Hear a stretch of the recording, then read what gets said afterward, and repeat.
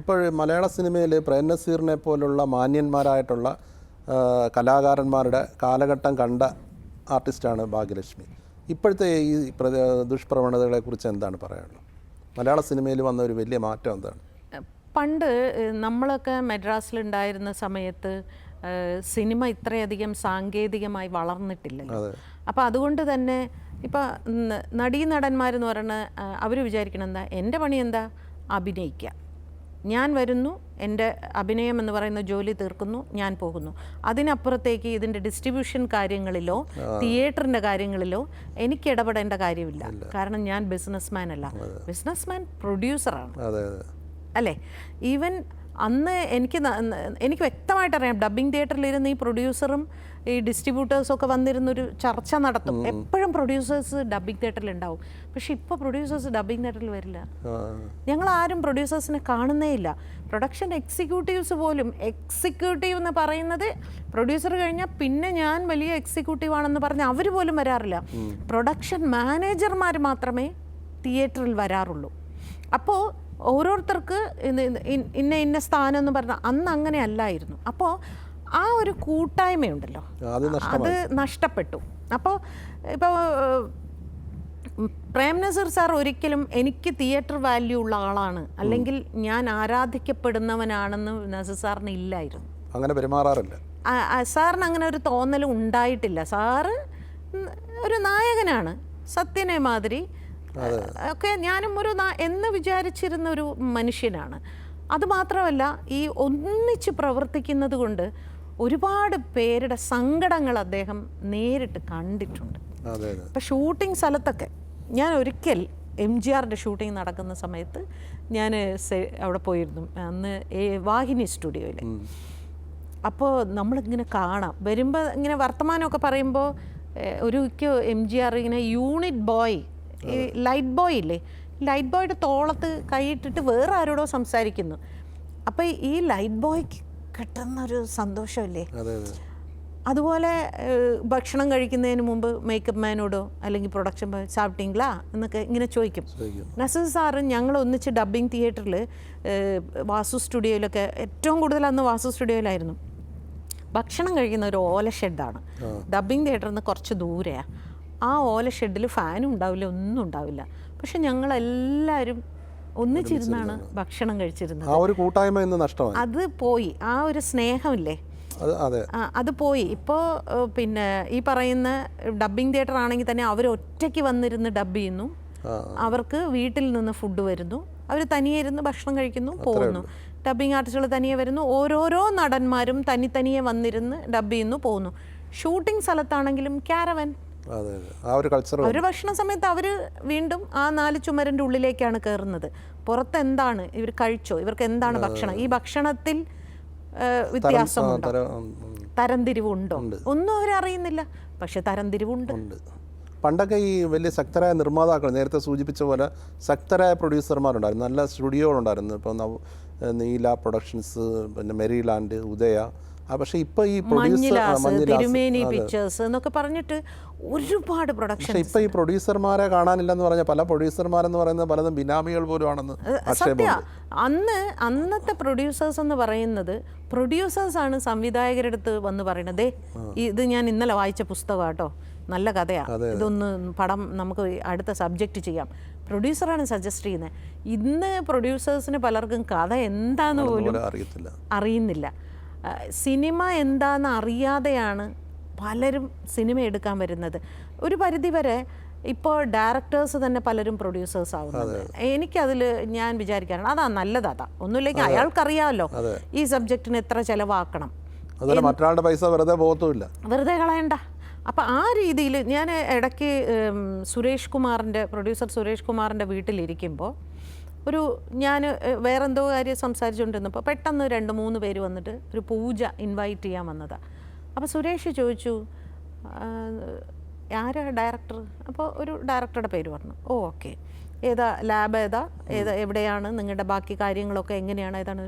അതൊന്നും അറിയില്ല. ക്യാമറമാൻ അറിഞ്ഞൂടാ, എഡിറ്റർ ആരാ അറിയില്ല. അപ്പോൾ സുരേഷ് പെട്ടെന്ന് ഇങ്ങനെ ഷൗട്ട് ചെയ്തു, ഇതാണ് മലയാള സിനിമയുടെ ശാപം എന്ന് പറയണം, ഒന്നും അറിയില്ല, സിനിമ എടുക്കാനെന്നും പറഞ്ഞ് ഇങ്ങോട്ട് വരും, എന്നിട്ട് ഇവിടെ വന്നിട്ട് കുറേ കാശ് കളയും, എന്നിട്ട് സിനിമാ ലോകത്തെ കുറേ തെറി പറയും. അപ്പോൾ കുറേ ദുരുദ്ദേശത്തിൽ വരുന്നവരുണ്ട്. അതായത് സിനിമ എന്ന് പറഞ്ഞാൽ ഇവരുടെ വിചാരം ഇഷ്ടംപോലെ സ്വാതന്ത്ര്യം, സ്ത്രീ പുരുഷ വ്യത്യാസമില്ലാതെ എന്ത് തോന്നിവാസവും കാണിക്കുന്ന ഒരു മേഖലയാണെന്നൊരു ധാരണയുണ്ട്.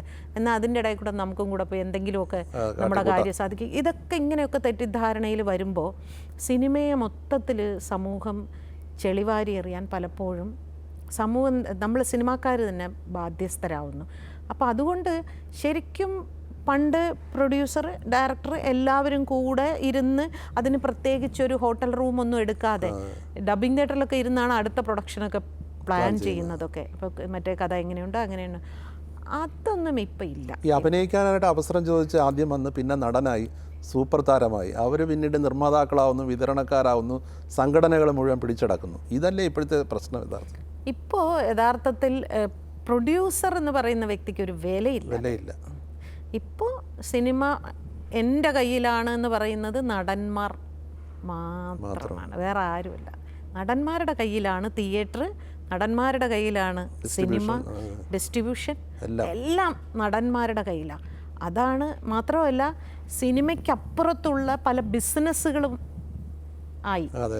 അങ്ങനെ വരുമ്പോൾ ഈ പല പല പല ബിസിനസ്സുകൾ ചെയ്യുമ്പോൾ സ്വാഭാവികമായിട്ടും അതിൻ്റെ ഉള്ളിൽ പല രീതിയിലുള്ള ആളുകളുമായിട്ടുള്ള ഇടപഴകൽ ഒക്കെ ഉണ്ടാവാം.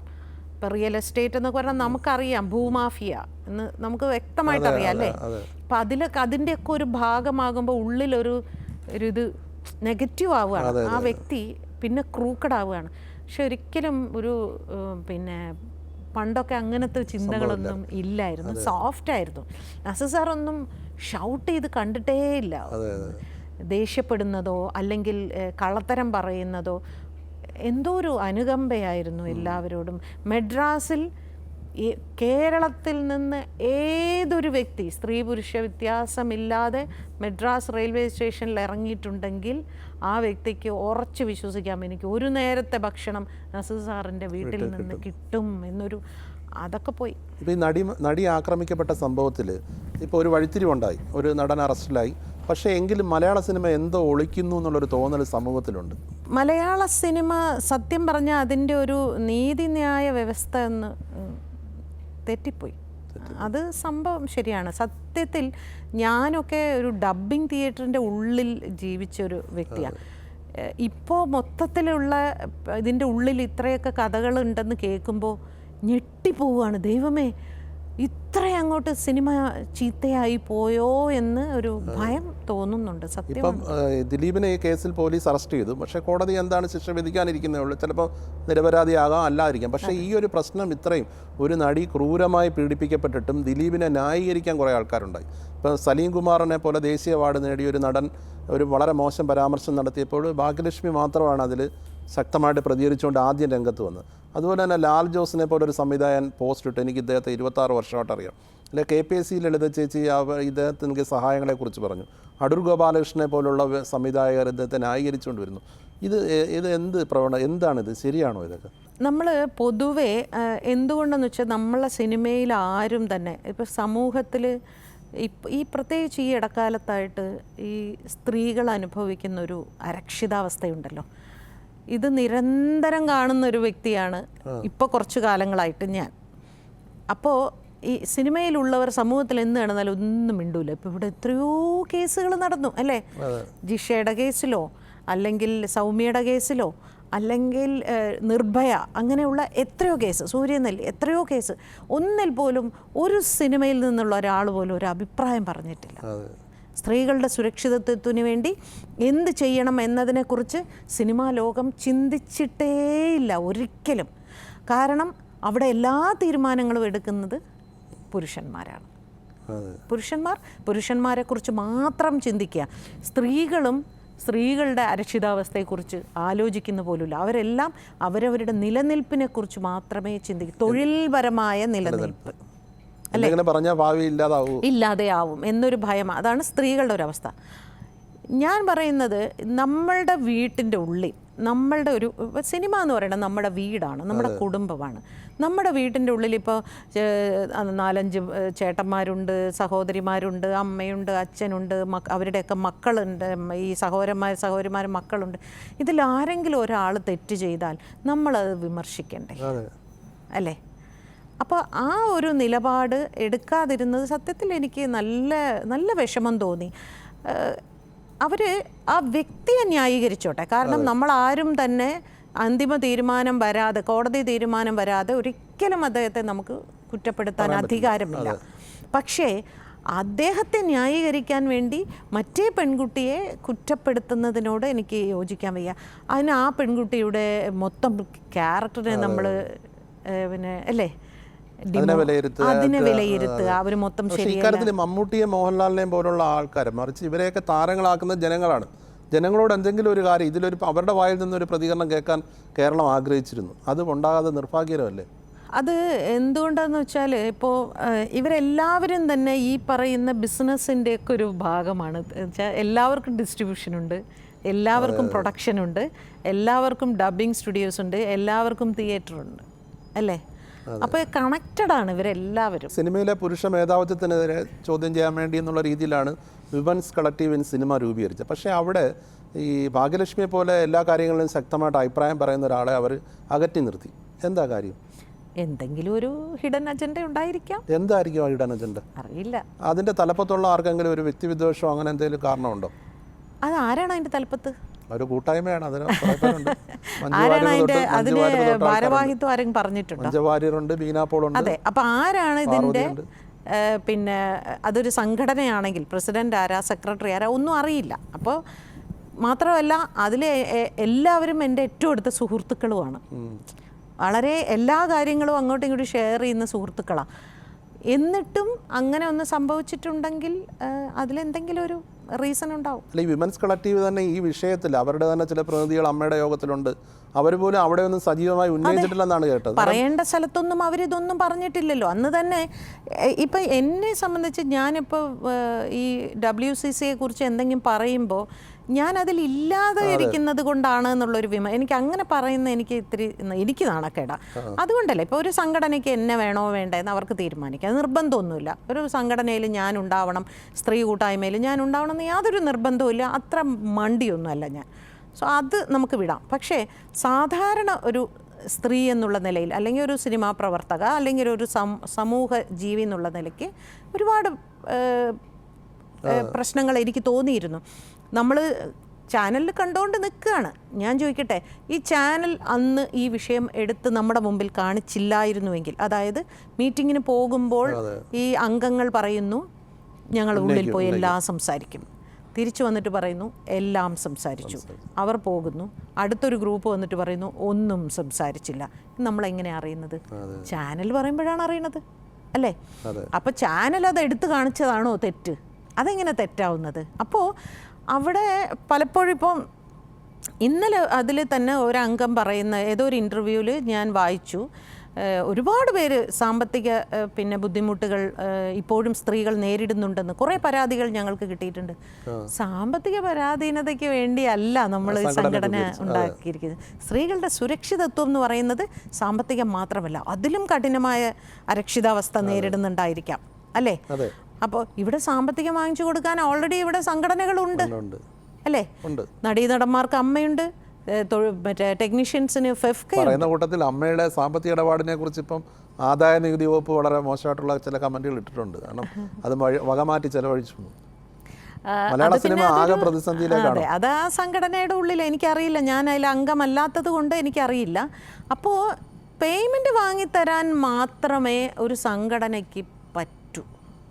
ടൈം ഫിക്സ് ചെയ്യാൻ പറയാം, പേയ്മെൻറ്റ് അല്ലാതെ സുരക്ഷിതത്വം എന്ന് പറയുന്നത് ഒരു സംഘടനയ്ക്കും വാങ്ങിത്തരാൻ പറ്റില്ല. അത് ഞാൻ വിചാരിക്കണം, എൻ്റെ സുരക്ഷിതത്വം എങ്ങനെ ആയിരിക്കണം എന്ന് ഞാൻ വിചാരിച്ചാൽ മാത്രമേ പറ്റൂ. ഞാൻ ചോദിക്കട്ടെ, എപ്പോഴും ഇവർക്ക് ഈ പെണ്ണുങ്ങളുടെ കൂടെ നടക്കാൻ പറ്റൂ? Female hair dressers, costumers, actors, editors, എത്ര വിഭാഗത്തിൽ ഇപ്പോൾ സ്ത്രീകളുണ്ട്, കൊറിയോഗ്രാഫേഴ്സ്, അല്ലേ? മേക്കപ്പ് എല്ലാ വിഭാഗത്തിലും ഉണ്ട്.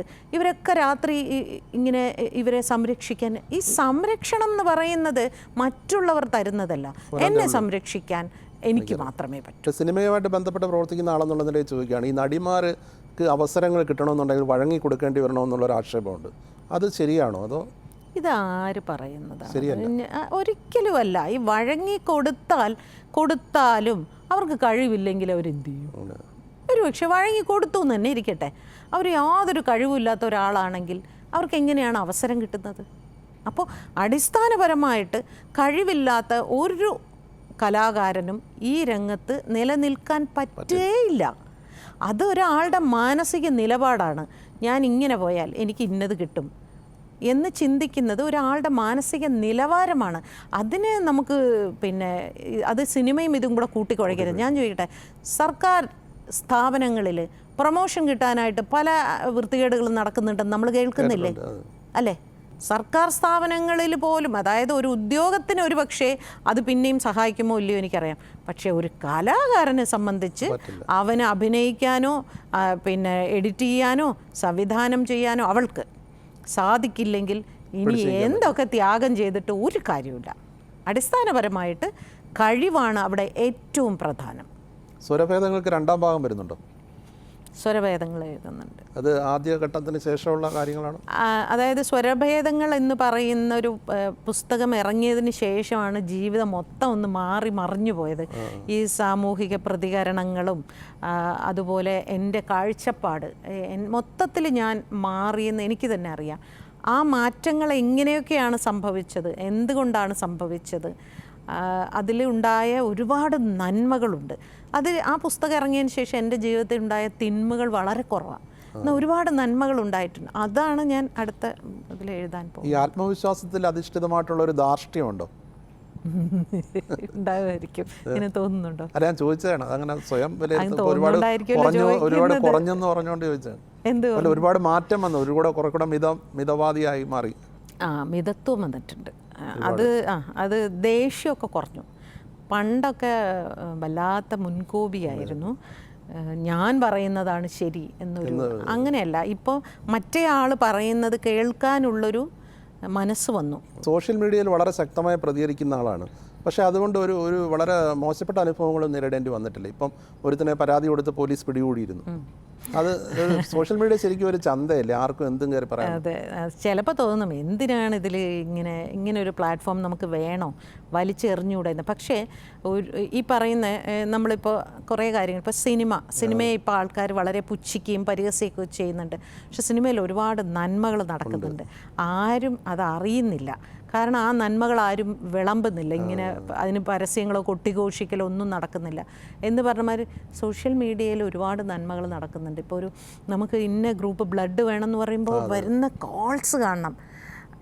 എന്തുമാത്രം ആൾക്കാരാണെന്നറിയോ അതിനെക്കുറിച്ച് സംസാരിക്കുന്നത്. അതുപോലെ നമുക്ക് ഇത് എൻ്റെ ഒരു പഴയ ഫ്രണ്ട് ഇന്നടത്ത് പഠിച്ചാണ്, പക്ഷെ പിന്നെ ഞങ്ങൾ കണ്ടിട്ടില്ല പറയുമ്പോഴത്തേക്കും